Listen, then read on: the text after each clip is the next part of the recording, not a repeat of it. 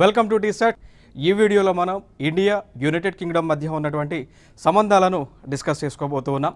So ఇక్కడ United Kingdom అనగానే మనకు గుర్తొచ్చేటువంటి అంశం ఏంటి అంటే బ్రిటన్ లేదా లండన్ నగరం మనకు గుర్తొస్తూ ఉంది. సో ఇక్కడ ఈ బ్రిటిష్ వాళ్ళు ఎవరైతే ఉన్నారో వీరు భారతదేశాన్ని 200 సంవత్సరాల పైగా పరిపాలించడం జరిగింది. సో ఈ టైంలో భారతదేశంలో ఉన్నటువంటి సంపదను వారు ఆ దేశానికి తీసుకెళ్లడం కూడా జరిగింది, రైట్. సో దానికి సంబంధించినటువంటి అంశాలు ఏమేమి ఉన్నాయి. సో ఇంకోటి, భారత రాజ్యాంగం ఏదైతే మనం రూపొందించున్నామో భారత రాజ్యాంగంలో బ్రిటిష్ నుంచి ఎటువంటి చట్టాలను మనం తీసుకున్నాం, ఏ ఏ అంశాలను మనం ఇక్కడ తీసుకున్నాం అనేటువంటి అంశాలన్నీ కూడా ఈ వీడియోలో మనం డిస్కస్ చేసుకోబోతూ ఉన్నాం. So right, let us start. So ముందుగా మ్యాప్ చూసినట్లయితే ఈ యొక్క బ్రిటన్ లేదంటే ఇక బ్రిటిష్ ఏరియా మ్యాప్లో చూసుకున్నట్లయితే ఈ విధంగా మనకు కనిపిస్తూ ఉంది. సో చూడండి, ఇక్కడ ఈ ప్రాంతం అంతా కూడా బ్రిటన్. సో ఇక్కడ ఇండియా ఉంటుంది, ఇక్కడ యునైటెడ్ కింగ్డమ్ ఉంటుంది. సాధారణంగా మనకు తెలిసినటువంటి అంశాలు ఏంటి అంటే యునైటెడ్ కింగ్డమ్ అంటే కేవలము బ్రిటన్ మాత్రమే అనుకుంటూ ఉన్నాం, అంటే ఇంగ్లాండ్ మాత్రమే అనుకుంటా ఉన్నాం. సో బట్ యునైటెడ్ కింగ్డమ్ అంటే దానితో పాటు ఇంకా కొన్ని ప్రాంతాలు అయితే కలిసి ఉండడం జరిగింది. అవి మనం చూసుకున్నట్లయితే స్కాట్లాండ్ అని, నార్థరన్ ఐలాండ్ అని, England, Wales. So United Kingdom అనంలోనే 4 ప్రాంతాలు మనకు గుర్తు రావాల్సి ఉంటుంది. ఒకటి ఇంగ్లాండ్ అనేటువంటి ప్రాంతం, ఇక్కడ ఉన్నటువంటి నార్థరన్ ఐర్లాండ్ అనేటువంటి ప్రాంతం, వేల్స్ అనేటువంటి ప్రాంతం, స్కాట్లాండ్ అనేటువంటి ప్రాంతం.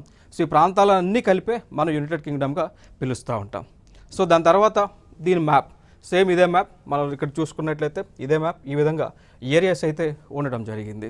ఇంకా దాని తర్వాత మనం చూసుకున్నట్లయితే మరి బ్రిటిష్ వాళ్ళు భారతదేశానికి ఏ టైంలో వచ్చారు అన్నప్పుడు 1600 సంవత్సరంలో బ్రిటిష్ వాళ్ళు భారతదేశానికి రావడం జరిగింది. ఓకే, సో 1600లో బ్రిటిష్ వాళ్ళు భారతదేశానికి వచ్చారు. దాని తర్వాత అక్కడి నుంచి కూడా ఆ టైంలో భారతదేశంలో మొఘలులు భారతదేశాన్ని పరిపాలిస్తూ ఉన్నారు. సో ఇక్కడ ఈ బ్రిటిష్ వాళ్ళకి సంబంధించినటువంటి ఎవరైతే ఉన్నారో ఎంప్లాయీస్ ఎవరైతే ఉన్నారో వారు భారతదేశంలోకి వచ్చి ఫర్మాన్ అనేటువంటిది మొఘల్ రూలర్స్ దగ్గర నుంచి తీసుకొని అక్కడి నుంచి వ్యాపారం చేయడం మొదలుపెట్టారు. జనరల్గా బ్రిటన్ వాళ్ళు లేదంటే యునైటెడ్ కింగ్డమ్ వాళ్ళు భారతదేశానికి వారు వచ్చింది వ్యాపార నిమిత్తం భారతదేశానికి వారు రావడం జరిగింది. బట్ మరి వ్యాపారం కోసం వచ్చినటువంటి వారు భారతదేశంలో ఏం చేశారు మనందరికీ తెలుసు. మనందరం కూడా ఇండియన్ హిస్టరీ చదువుకున్నప్పుడు చూసే ఉంటాం. భారతదేశంలో ఉన్నటువంటి సంపద అంతా కూడా వారి దేశానికి తీసుకెళ్లడం జరిగింది. భారతదేశంలో ఉన్నటువంటి భారతీయులను స్లేవ్స్గా వారు చూడటం కూడా జరిగింది.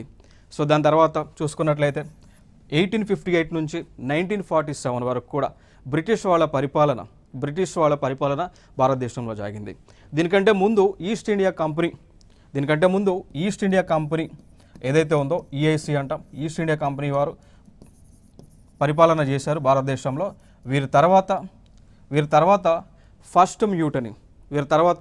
ఫస్ట్ మ్యూటనీ అనేటువంటిది, లేదు అంటే ఈ యొక్క సోల్జర్స్ సిపాయి తిరుగుబాటు ఏదైతే భారతదేశంలో జరిగిందో దాని తర్వాత 1857లో సిపాయిల తిరుగుబాటు అనేటువంటిది జరిగింది. మనం చూస్తున్నాం, మంగళపాండే అధ్యక్షతన జరిగింది. దానికి కారణాలు కూడా మనకు తెలుసు.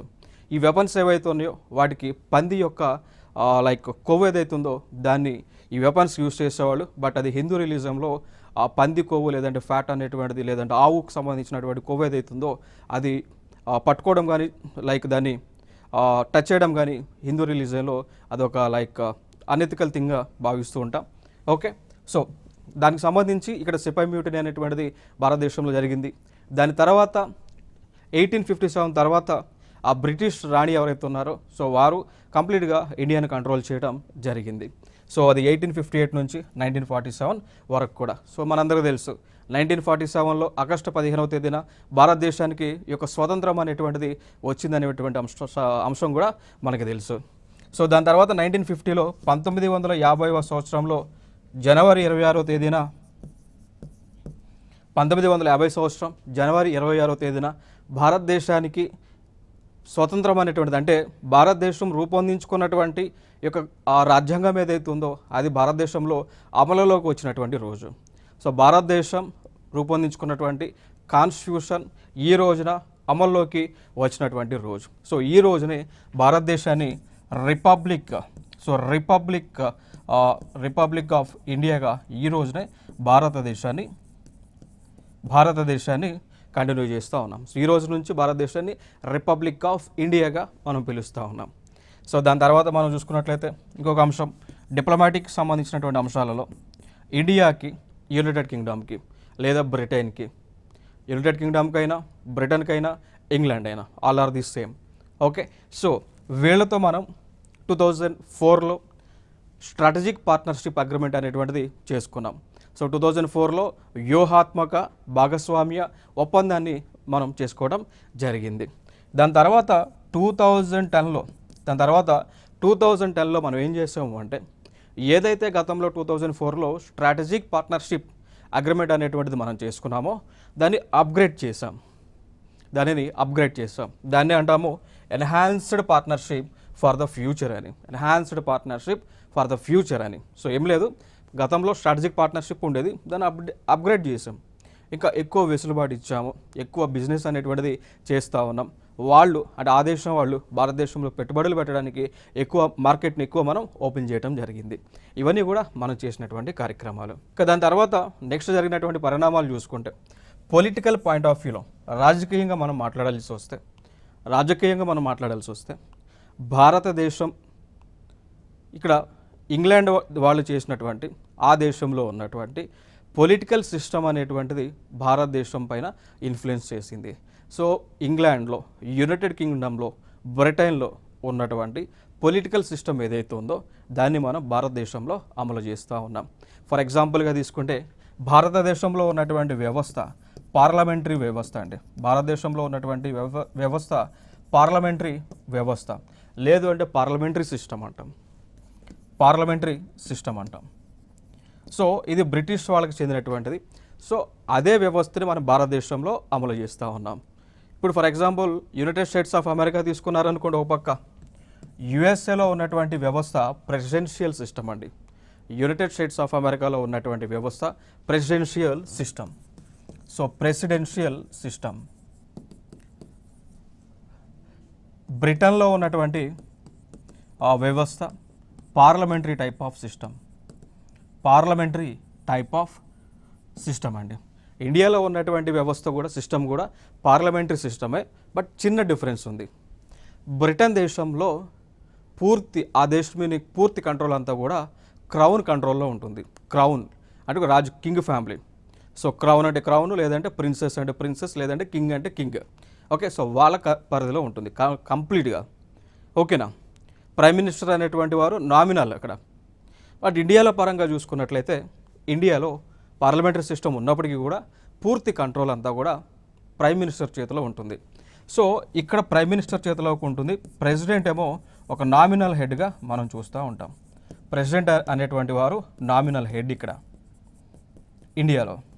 ప్రైమ్ మినిస్టర్ అనేటువంటి వారు రియల్ హెడ్. బ్రిటన్లో పార్లమెంటరీ సిస్టమ్ ఉన్నప్పటికీ కూడా రియల్ హెడ్ ఏమో క్రౌను, నామినల్ హెడ్ ఏమో ప్రైమ్ మినిస్టర్ అనమాట. సో రెండింటి మధ్య ఉన్నటువంటి వ్యత్యాసం.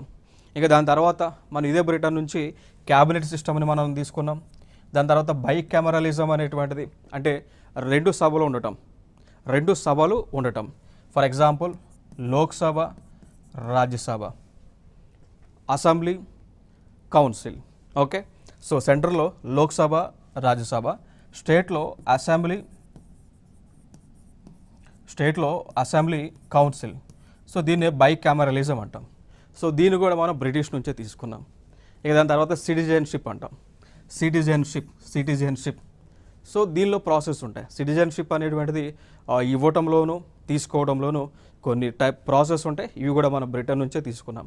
దాని తర్వాత రూల్ ఆఫ్ లా అనేటువంటిది, చట్టము ముందు అందరూ సమానులే, చట్టానికి ఎవరు అతిథులు కాదు, చట్టం ముందు ఎవరు ఎక్కువ కాదు, ఎవరు తక్కువ కాదు. ఇవన్నీ కూడా మనం బ్రిటిష్ నుంచి మనం తీసుకున్నాం. కోర్స్ బ్రిటిష్లో ఉన్నటువంటి బ్రిటన్లో ఉన్నటువంటి ఆ కాన్స్టిట్యూషన్ని మ్యాగ్నా కార్టా అంటాం. ఇంకొక అంశం ఏంటి అంటే, ఆ బ్రిటన్లో ఉన్నటువంటి దాన్ని మ్యాగ్నా కార్టా అంటాం. వాళ్ళ కాన్స్టిట్యూషన్ బ్రిటన్లో. మన ఇండియాలో ఉన్నది ఇండియన్ కాన్స్టిట్యూషన్. నెక్స్ట్ అంశం, ఇంకా అవి కాకుండా బ్రిటన్ నుంచి మనం తీసుకున్నది గవర్నమెంట్ ఆఫ్ ఇండియా యాక్ట్ 1958లో చేసినటువంటిది. దాని తర్వాత ఇండియన్ కౌన్సిల్స్ యాక్ట్ 1861లో చేస్తున్నారు, 1892లో చేస్తున్నారు, అండ్ 1909లో చేస్తున్నారు. ఇవన్నీ కూడా మనం బ్రిటన్ నుంచే తీసుకున్నాం. దాని తర్వాత గవర్నమెంట్ ఆఫ్ ఇండియా యాక్ట్స్లోనే 1919, 1935 ఓకే, సో దీనిలోనే 1935 ఇవి కూడా మనం బ్రిటన్ నుంచే తీసుకోవడం జరిగింది.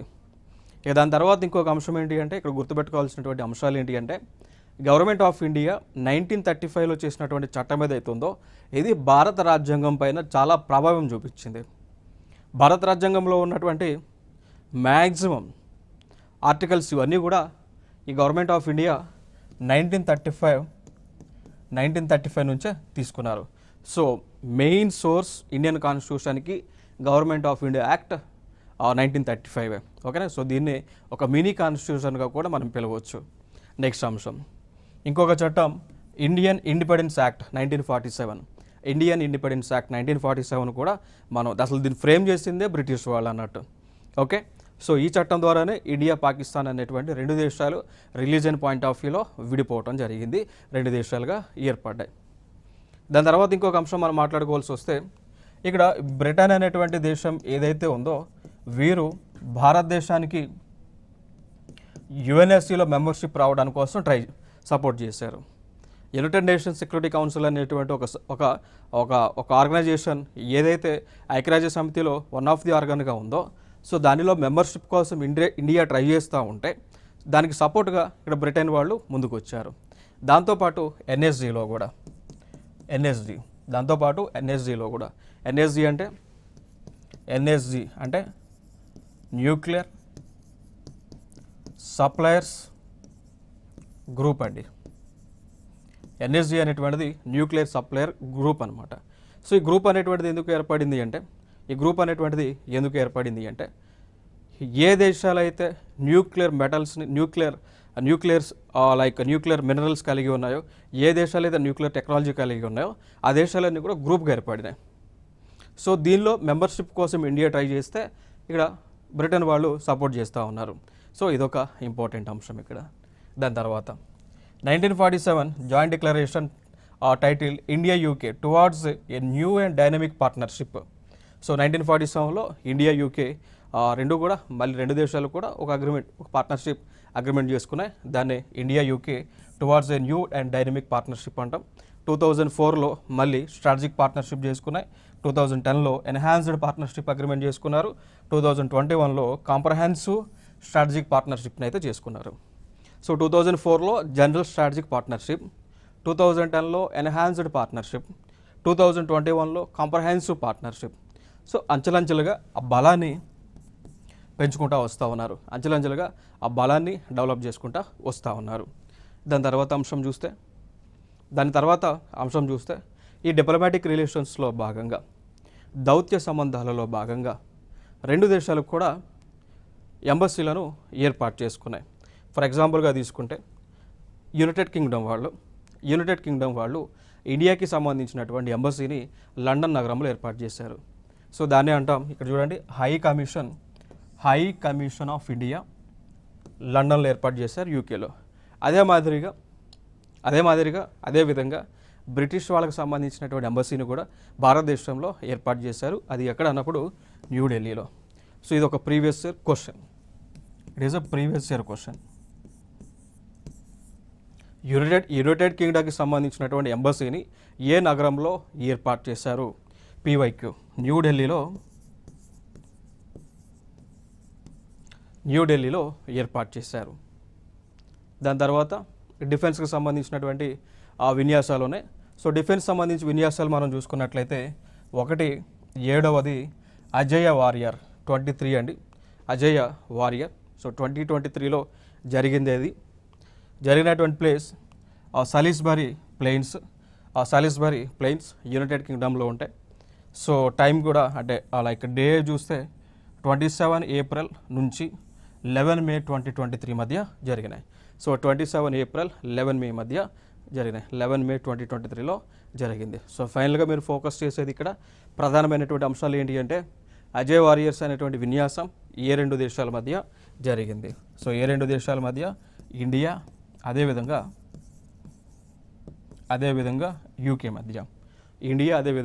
యూకే మధ్య. ఓకేనా? సో జరిగినటువంటి ప్లేస్ కూడా మీరు చూసుకున్నట్లయితే సాలిస్బరీ ప్లెయిన్స్ యునైటెడ్ కింగ్డమ్లో జరిగింది 2023కి సంబంధించి. దాని తర్వాత ఇండియా యూకే మళ్ళీ కలిసి ఒక బైలేటరల్ నేవల్ ఎక్సర్సైజ్ని దాన్ని మ్యారిటైమ్ ఎక్సర్సైజ్ అంటాం. సో దీన్ని కొంకన్, ఓకే, సో దాని పేరు కొంకన్. సో కొంకన్ దాన్ని నిర్వహించే. సో దీనిలో పాల్గొన్నటువంటి చూసుకుంటే ఇండియన్ నేవీ, అదేవిధంగా యూకే రాయల్ నేవీ. దాంట్లో మనం చూసుకున్నట్లయితే ఇండియన్ నేవీ అదేవిధంగా యూకేకి సంబంధించినటువంటి రాయల్ నేవీ పాల్గొనడం జరిగింది. ఇది జరిగినటువంటి ప్లేస్ ఎక్కడంటే గోవా దగ్గర. సో గోవా దగ్గర కొంకన్ కోస్ట్ ఉంటుంది. గోవా దగ్గర కొంకన్ కోస్ట్ ఉంటుంది. ఆ కోస్ట్ దగ్గర ఈ యొక్క విన్యాసాలు కొంకన్ ఎక్సైజ్ అనేటువంటి విన్యాసాలు జరిగినాయి. ఓకే, ఈ 2023లో జరిగినాయి, మార్చి 20 నుంచి 22 మధ్య. ఇంకా 24లో జరగాల్సి ఉంది కానీ బట్ అది ఇంకా డేట్ అయితే ఇంకా అనౌన్స్ చేయలేదు. మోస్ట్ ప్రాబబ్లీ 25 కైనా జరగవచ్చు. నెక్స్ట్ ఇంకొక అంశం చూస్తే ఇక్కడ ఎక్సైజ్ కొంకన్ 2023 దాని యొక్క ఫొటోస్ మీరు చూడవచ్చు. కొంకన్ ఎక్సైజ్ కొంకన్ 2023. నెక్స్ట్ ఇంకొక ఎక్సైజ్ చూసుకుంటే ఇంద్రధనుష్ అండి. సో ఇంద్రధనుష్ అనేటువంటి ఎక్సైజ్ ఇంద్రధనుష్. సో ఇది ఫిఫ్త్ వర్షన్ జరిగింది 2020లో జరిగింది. సో ఇది జాయింట్ ఎయిర్ ఫోర్స్ ఎక్సైజ్. ముందు మనం చూసిన నావీ ఎక్సైజ్లు, ఇదేమో ఎయిర్ ఫోర్స్ ఎక్సైజ్. చూడండి ఇక్కడ దాని పేరు ఇంద్రధనుష్. ఫిఫ్త్ ఎడిషన్ 2020లో జరిగింది. సో 24 ఫిబ్రవరి 2020లో జరిగింది. సో జరిగినటువంటి ప్లేస్ ఎక్కడంటే హిందన్ అనేటువంటి ప్లేస్. సో అక్కడ ఎయిర్ ఫోర్స్ స్టేషన్ ఏదైతే ఉందో హిందన్, సో అక్కడ జరగటం జరిగింది. నెక్స్ట్ అంశం సైబర్ సెక్యూరిటీకి సంబంధించి సైబర్ సంబంధించిన నేరాలను అదుపు చేయడానికి రెండు దేశాల మధ్య, అంటే భారతదేశంలో ఉన్నటువంటి ఐటీ వింగ్ ఉంటుంది, యూకేలో ఉన్నటువంటి ఆ ఐటీ వింగ్ ఉంటుంది. సో రెండింటి మధ్య అగ్రిమెంట్ కూడా 2016లో జరిగింది. ఇంకొక అంశం ఏంటి అంటే సిఈఆర్టీ. సో సిఈఆర్టీ కంప్యూటర్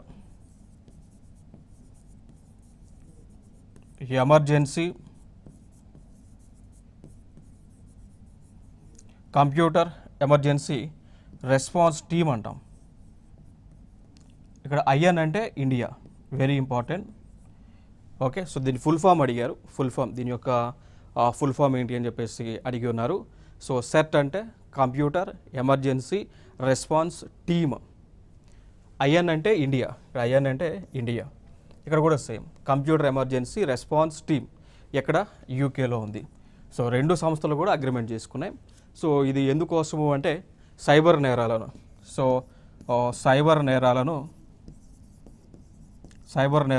అరికట్టడం అనమాట. సో లైక్ మనందరూ తెలుసు సైబర్ నేరాలు అంటే ఒకటి హ్యాక్ చేయటం, బ్యాంక్ అకౌంట్లను లేదంటే ఫోన్లను హ్యాక్ చేయటం, మన యొక్క ప్రైవసీకి భంగం కలిగేలాగా మన ఫొటోస్ ఏవైతే ఉన్నాయో అవి క్లౌడ్ స్టోరేజ్ నుంచి తీసుకోవడం, సో మార్ఫింగ్ చేయటం, బ్లాక్మెయిల్ చేయటం, ఓకేనా. సో పర్సన్ యొక్క వేరియబోట్స్ అని కూడా తెలుసుకోవడం, ఇవన్నీ కూడా సైబర్ నేరాల కింద వస్తాయి. సో దీన్ని అదుపు చేయడానికి రెండు దేశాలు కూడా భాగస్వామ్యంగా అవటం జరిగింది. దాని తర్వాత ఎకనామిక్ పాయింట్ ఆఫ్ వ్యూలో చూసుకుంటే, ఆర్థిక పరంగా చూసుకుంటే రెండు దేశాలు కలిసి ఒక కమిటీని ఏర్పాటు చేస్తాయి. దాని పేరే joint committee and trade committee JETCO 2005లో ఏర్పాటు చేయడం జరిగింది. దాని తర్వాత ఇండియా యూకే సో ఈ రెండు దేశాలు కలిసి ఒక ఫ్రీ ట్రేడ్ అగ్రిమెంట్ను కూడా చేసుకున్నాయి. సో ఫ్రీ ట్రేడ్ అగ్రిమెంట్ అంటాం, ఎఫ్టీఏ ఫ్రీ ట్రేడ్ అగ్రిమెంట్ అండి, క్లియర్ కదా.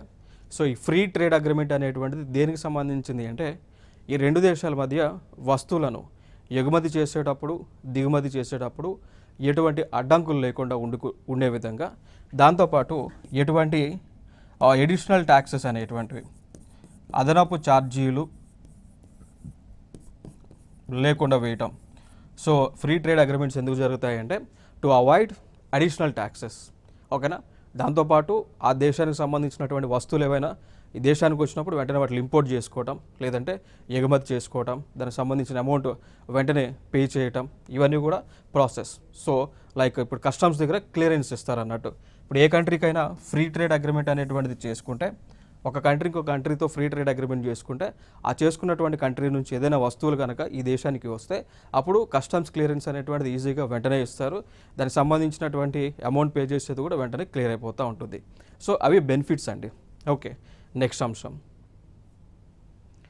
దాని తర్వాత కొన్ని అంశాలు, key exports from UK to India. So United Kingdom నుంచి, యూకే నుంచి ప్రధానంగా మనం కొనేటువంటి వస్తువులను చూసుకుంటే ఒకటి మెటల్స్ కానీ, స్క్రాప్ ఐటమ్స్ కానీ, మెకానికల్ మెషినరీ కానీ, నాన్ ఫెరస్ మెటల్స్ అంటే ఐరన్ కాకుండా ఉండేటువంటివి అవన్నీ కూడా ఇంపోర్ట్ చేస్తూ ఉన్నాం. దాని తర్వాత ట్రావెల్కి సంబంధించి టూరిజం కూడా ఆ దేశం నుంచి ఈ దేశానికి టూరిజం జరుగుతూ ఉంది. మరి ఇండియా నుంచి ఆ దేశానికి యునైటెడ్ కింగ్డమ్కి ఎక్కువగా మనం ఎక్స్పోర్ట్ చేసేటువంటి అంశాలు కూడా మిషనరీస్ ఉన్నాయి. మిషనరీస్ తర్వాత క్లాతింగ్, సో బట్టలను ఎక్స్పోర్ట్ చేస్తూ ఉన్నాం. ఈ బట్టలు ఎక్స్పోర్ట్ చేసేటువంటి కార్యక్రమం ఏదైతే ఉందో ఇది బ్రిటిష్ వాళ్ళు భారతదేశాన్ని పరిపాలించిన దగ్గర నుంచి కూడా బ్రిటిష్ వాళ్ళు భారతదేశాన్ని పరిపాలించినప్పటి నుంచి కూడా ఈ యొక్క బట్టలు అనేటువంటి మనం యూకేకి ఎక్స్పోర్ట్ చేస్తూ ఉన్నాం. ఇప్పుడు ఫర్ ఎగ్జాంపుల్ తీసుకుంటే మనకి గుజరాత్లో, వెస్ట్ బెంగాల్లో, మహారాష్ట్రలో, సూరత్ దగ్గర ఆ ప్రాంతాల్లో బట్టలను తయారు చేసేటువంటి మిల్లులు బ్రిటిష్ వాళ్ళే పెట్టారు. బట్టలు తయారు చేసేటువంటి మిల్లులన్నీ కూడా బ్రిటిష్ వాళ్ళే పెట్టడం జరిగింది. సో ఆ బట్టలు అప్పుడు తీసుకెళ్ళి ఎక్స్పోర్ట్ చేసేవాళ్ళం, ఇప్పుడు కూడా అదే ప్రాసెస్ కూడా జరుగుతూ ఉంది. దాని తర్వాత రిఫైండ్ ఆయిల్ ఎక్స్పోర్ట్ చేస్తున్నాం. దాని తర్వాత ఇంకా బిజినెస్ సంబంధించిన సర్వీసెస్ కానీ, సాఫ్ట్వేర్ సంబంధించినటువంటి సర్వీసెస్ కానీ ఇవన్నీ కూడా మనం ఆ దేశానికి ఎక్స్పోర్ట్ చేస్తూ ఉన్నాం. ఇంకొక అంశం మనం గుర్తుపెట్టుకోవాల్సినటువంటి అంశం ఏంటి అంటే ఇక్కడ వరల్డ్ వైడ్గా జీడిపి ర్యాంకింగ్స్ ఉంటాయి. వరల్డ్ వైడ్గా జీడిపి. సో గతంలో ఈ వరల్డ్ వైడ్ జీడిపి దేశ స్థూల ఆదాయాలు ఏవైతే ఉంటాయో ఆ జీడిపి ర్యాంకింగ్స్లో టాప్ ప్లేస్లో యుఎస్ఏ ఉంది. సెకండ్ ప్లేస్లో చైనా ఉంది. ఓకేనా. సో ఫస్ట్ ప్లేస్లో యుఎస్ఏ ఉంది, సెకండ్ ప్లేస్లో చైనా ఉంది. దాని తర్వాత జర్మనీ, జపాన్, ఇండియా ఉంది. సో ఇండియా, దాని తర్వాత యునైటెడ్ కింగ్డమ్ ఉంది. ఓకేనా. So USA, China, Germany, Japan, India, UK. So గతంలో అండ్ ఇప్పుడు కాదు 2024, 22 ఆ ప్రాంతాల్లో యూకే 5th ప్లేస్లో ఉండేది. ఓకేనా. సో 24, 20 ఆ టైంలో యూకే 5th ప్లేస్లో ఉండేది, ఇండియా 6th ప్లేస్లో ఉండేది. సో మన జీడిపి మనం పెంచుకొని మనము 5th ప్లేస్లోకి వచ్చాము, యూకే 6th ప్లేస్లోకి వచ్చింది. ఓకేనా. సో ఇక్కడ చూసుకుంటే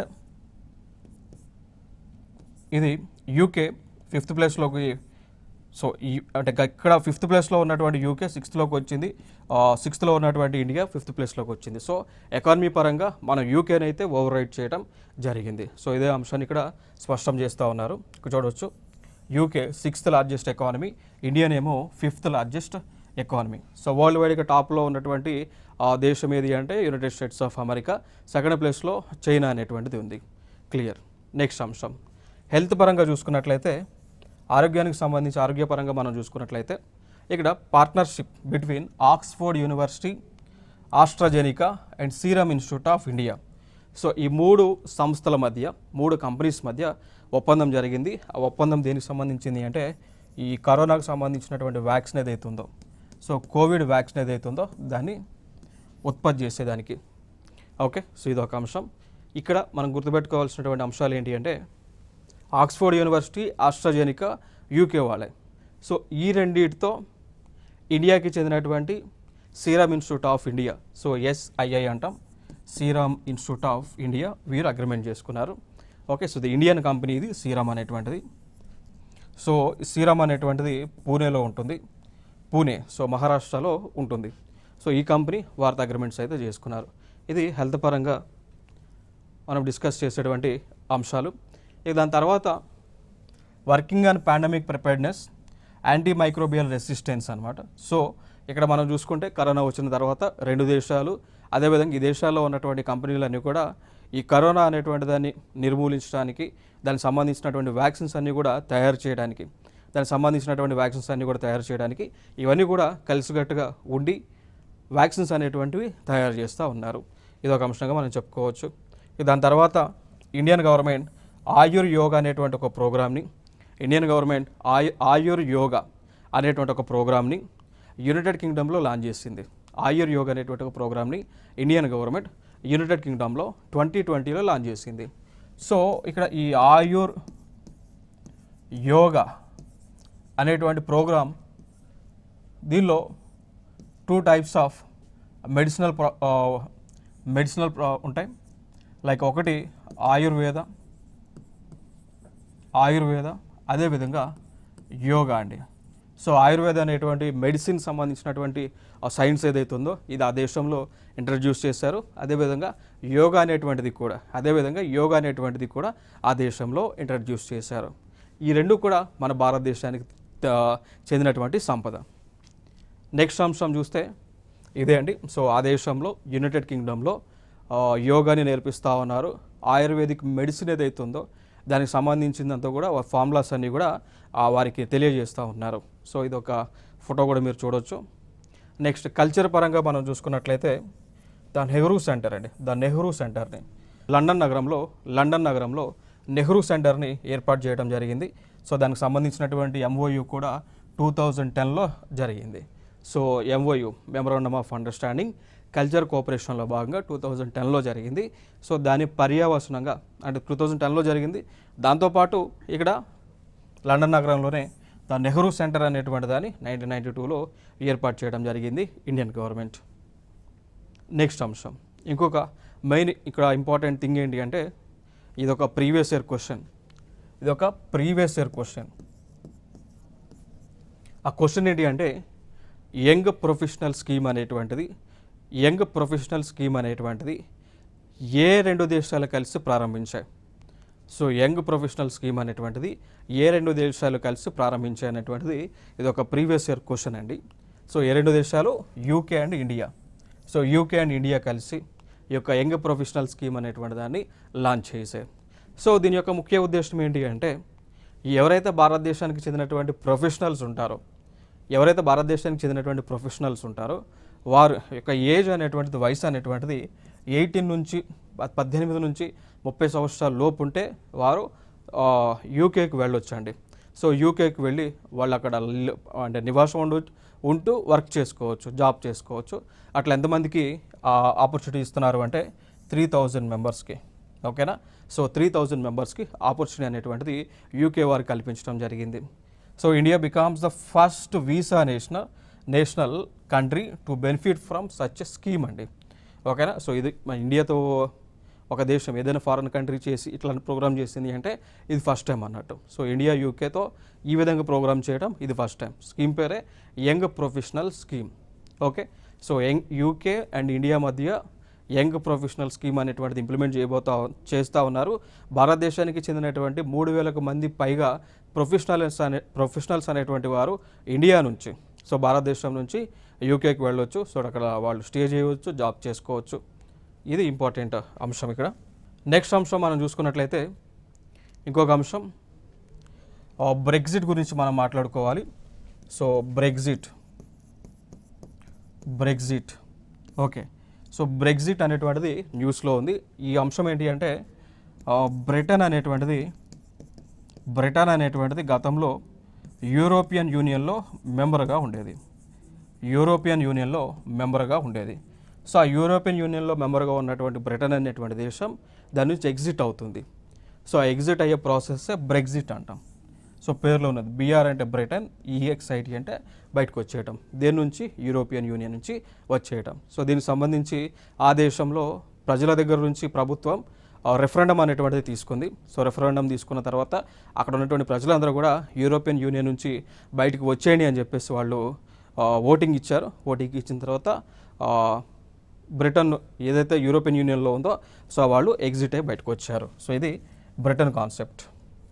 సో ఇదే ఇక్కడ బ్రిటన్ కాన్సెప్ట్. ఇక దాని తర్వాత చూసుకుంటే దానికి సంబంధించినటువంటి ఓటింగ్ అండి.